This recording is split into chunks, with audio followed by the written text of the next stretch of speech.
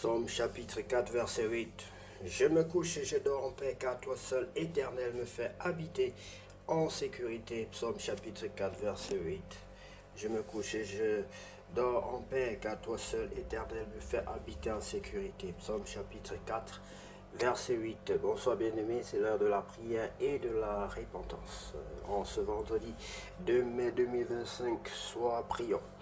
Seigneur, en cette fin de journée, nous venons nous abandonner à toi dans le calme et la confiance. Père Céleste, merci pour la paix, la force et la protection que tu nous as accordées tout au long de ce jour. Merci pour ta présence fidèle et ton amour constant. Alors que nous entrons dans la nuit, apaise nos cœurs, renouvelle nos âmes et garde-nous sous ton aile. Ta parole nous rassure. Je me couche et je dors en paix, car toi seul, Éternel, me fais habiter en sécurité. Seigneur, sans toi, nous ne sommes rien et nous ne pouvons rien faire sans toi. Ce que tu fais pour nous est au-delà de ce que nous pouvons penser ou imaginer. Ce que tu fais pour nous, personne ne peut le réaliser. Aide-nous, dispose notre cœur à recevoir favorablement ta parole. Ouvre notre entendement spirituel. Nous t'en supplions, Père Saint, au nom de Jésus. Bien-aimé, si tu n'as pas encore reçu le Seigneur Jésus-Christ dans ta vie, dans ton cœur, comme ton sauveur personnel et ton Seigneur, je t'invite à le faire maintenant avec moi. Tu vas répéter cette prière après moi si tu veux recevoir le Seigneur Jésus-Christ.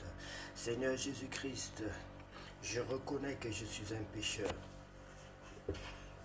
Je reconnais que je suis un pécheur. Je te donne ma vie, Seigneur. Je te donne ma vie, Seigneur. Je te demande pardon des fautes et des offenses dont je suis coupable. Je te demande pardon pour toutes les fautes et les offenses dont je suis coupable. Pardonne-moi, Seigneur. Pardonne-moi, Seigneur. Entre dans ma vie. Sois mon maître et mon sauveur. Entre dans ma vie, sois mon maître et mon sauveur. Règne en maître et seigneur dans ma vie. Règne en maître et seigneur dans ma vie. Je t'en supplie, Père Saint, au nom de Jésus-Christ. Baptise-moi et remplis-moi de ton Esprit Saint. Tu as dit que tu donnerais ton esprit librement à quiconque tu le demanderais. Je te demande librement ton esprit. Baptise-moi et remplis-moi de ton Esprit Saint. Au nom de Jésus-Christ. Amen. Bien-aimés, nous allons donc, après cette phase dont je te félicite déjà, toi qui as accepté le Seigneur Jésus-Christ, toi qui as décidé d'abandonner le péché, toi qui as renoncé au péché et qui veut désormais et qui est devenu désormais un enfant de Dieu, né ni du sang ni de la chair, mais par l'Esprit de Dieu. Que l'Éternel soit loué et soit béni pour ton action, pour ton acte. Lisons la parole de Dieu dans le livre d'Exode chapitre 38. L'autel des holocaustes et la cuve des reins. Il fit l'autel des holocaustes de bois d'acacia. Sa longueur était de 5 coudées, sa largeur de 5 coudées.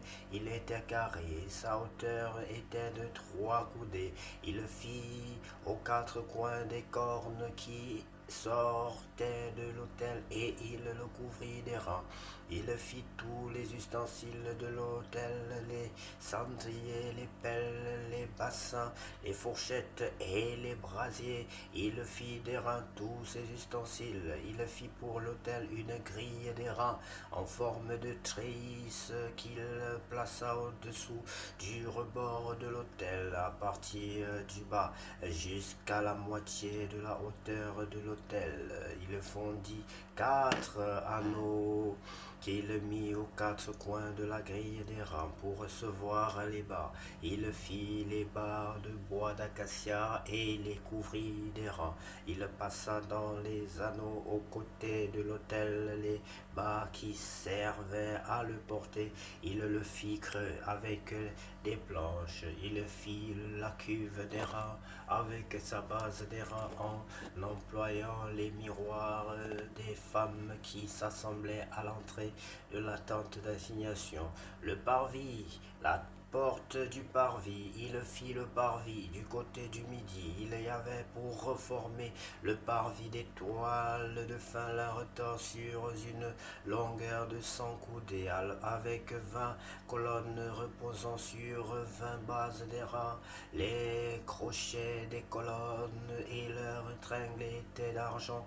Du côté du nord, il y avait 100 coudées de toile avec 20 colonnes et leurs 20 bases d'airain. Les crochets des colonnes et leurs tringles étaient d'argent. Ou du côté de l'Occident, il y avait 50 coudées de toile avec 10 colonnes et leurs 10 bases. Les crochets des colonnes et leurs tringles étaient d'argent. Du côté de l'Orient, sur les 50 coudées de largeur, il y avait pour une aile 15 coudées de toile avec 3 colonnes et leurs 3 bases. Et pour la seconde aile qui lui correspondait de l'autre côté de la porte du parvis, 15 coudées de toile avec 3 colonnes et leurs 3 bases. Toutes les toiles formant l'enceinte du parvis étaient de fin lin retors. Les bases pour les colonnes étaient d'airain. Les crochets des colonnes et leurs tringles étaient d'argent, et leurs chapiteaux étaient couverts d'argent. Toutes les colonnes du parvis étaient jointes par des tringles d'argent. Le rideau de la porte du parvis était un ouvrage de broderie en fil bleu, pourpre et cramoisi, et enfin lin retors. Il avait une longueur de 20 coudées et sa hauteur était de 5 coudées, comme la largeur des toiles de part du parvis. Ces 4 colonnes et leurs 4 bases étaient d'airain. Les crochets et leurs tringles étaient d'argent, et leurs chapiteaux étaient couverts d'argent. Tous les pieux de l'étincelle de l'enceinte, autant pour moi du tabernacle et du parvis, étaient d'airain. Compte des matériaux du tabernacle. Voici les comptes du tabernacle d'assignation révisé d'après l'ordre de Moïse par les soins des Lévites sous la direction d'Itamar, fils du sacrificateur Aaron. Betsalel, fils d'Uri, fils de Hur, de la tribu de Juda, fit tout ce que l'Éternel avait ordonné à Moïse.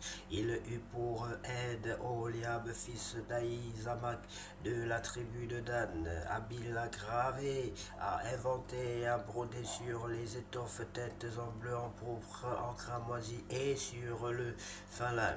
Le total de l'or employé à l'œuvre pour tous les travaux du sanctuaire, or qui fut le produit des offrandes, se montait à 29 talents et 730 cycles selon le cycle du sanctuaire. L'argent de ceux de l'assemblée dont on fit le dénombrement se montait à 100 talents et 1775 cycles selon le cycle du sanctuaire. C'était un demi-cycle par tête, la moitié d'un cycle selon le cycle du sanctuaire. Pour chaque homme compris dans le dénombrement depuis l'âge de 20 ans et au-dessus, soit pour 603 550 hommes. Les 100 talents d'argent servirent à fondre les bases du sanctuaire et les bases du voile. 100 bases pour les 100 talents, un talent par base. Et avec les 1775 cycles, on fit les crochets et les tringles pour les colonnes et on couvrit les chapiteaux. Les reins des offrandes se montaient à 70 talents et 2400 cycles. On en fit les bases de l'entrée de la tente d'assignation, l'autel d'airain avec sa grille et tous les ustensiles de l'autel, les bases du parvis tout autour et les bases de la porte du parvis et tous les pieux de l'enceinte du tabernacle et du parvis. Merci infiniment pour ta parole, Seigneur. Ta parole est une lampe à mes pieds, ta parole est une lumière sur notre sentier. Sans ta parole, nous sommes dans l'obscurité. Sans ta parole, nous ne sommes rien. Nous ne pouvons pas avancer. Nous ne pouvons rien, nous ne sommes rien sans elle. Aide-nous à demeurer dans ta parole tous les jours de notre vie, Seigneur. C'est au nom de Jésus-Christ de Nazareth que j'ai ainsi prié. Amen. Bien-aimé, que Dieu vous bénisse abondamment et que cette nuit soit la plus belle de toutes les nuits déjà vécues sur cette terre. C'est au nom précieux de Jésus-Christ que nous avons ainsi prié. Amen. C'est ta parole dans